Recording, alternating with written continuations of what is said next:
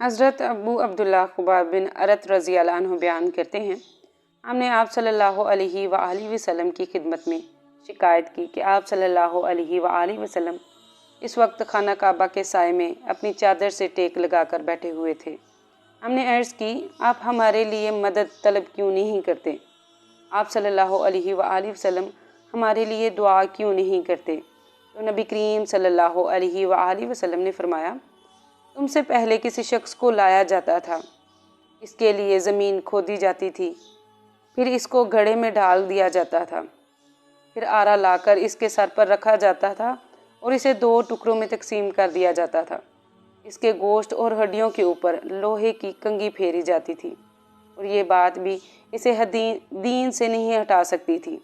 اللہ کی قسم، یہ دین ضرور مکمل ہوگا، یہاں تک کہ ایک شخص ثنا سے لے کر خضر موت تک جائے گا اور اسے صرف اللہ کا خوف ہوگا یا پھر بھیڑیا کا خوف ہوگا۔